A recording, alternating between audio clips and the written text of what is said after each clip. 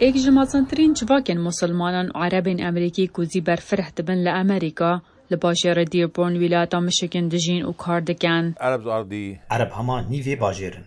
لوی گندوار دیترویت کو نزدیکی 110,000 کس لهنه دناف چندین جهان دا کمالا مزخانه توی عربی امریکیه نویسینگاه The Arab American News دیتا دیدن یا گوجلای اسامه سبلانیش دایک بوی لبنانی هاتیه دا مزراندن. انکوین ترین وشانن مزن ترین وشانا امریکا یا عربینه لولی. اوج دم سبلانی دست بوشانا خویا دو زمانی هفتیانه گری گل سال 1908 آن بو. او دنیوی دگین هفدو انگلیزی و عربی. رومال کرنا هر حل بجارتنه که آلوزی هنه. بهرابتر یا خوینرین وی کجبر و حولاتین امریکی نینه گوشنی دست بفربون زمان انگلیزی کرینه. ای سال 1976 هاتمه ور و از جرجانا زحمتیان دبینن ده خوندن و نویساندنا وان پشنیارانده. عربی نه زمانه که کد یاسای مافی دنگدانی ده پاراستیه. بهرابتر یا وانان بر خودنه ده Arab American News یان جری خستنندی. دا گوتب که هند کاکی و چل سر کارتنوانی دنگدانه این که به زمان انگلیزی هنه. او به برفرهی بجاره که کو کارمن دکارن بکن گر او بریاره بدن که او خزمتا دنگدیرین جواکا وانا تایبتی که. پروفیسور زانستن سیاسی دیل سمثوند بیجید که هشتنا صندوق دنگدانه بوان جواکن کلگور یاسا دنگدانه یا کنگریس یا سال 1975 نپاراستینه او دبنه برپرسیارت یا برپسین خودجهی.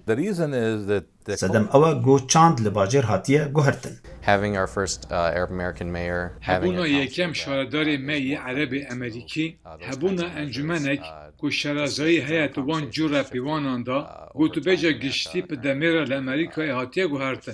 دگلوه که به دهان سالم پیوستی باجر دیربورن بکارتن دنگدان بسمان عربی هنه لهشتا ایراده اگا سیاسی نبویه بوجه اینا ناوه ده هل بجارتن سرطاین طباقین ویلایتا میشیگن دا بوی گم جار دنگدارن باجر دیربورن دستوان که هشتیا کارتن دنگدان فرمی بزمان عربی جبو دنگ خوبتن. هن ولایت وگه کالیفرنیا هنکو بری تشتین پیو رنگی کرنه. جبو که اوگا لیره لدیربون بید هاویتن جبو من وگه تشتکی نرماله. مصطفی حمول سال 2021 با اندام انجمن باجر دیربورن هات هل بجارتن و پشتی دمک کرد یا ساگ دارش که مادن دنگدانه ین ورگرایی بو هر زمانکی که 5 ساده جرینشتوان باجری دگرن به تبردست کرن آنکو نزیکی 10,000 کسن.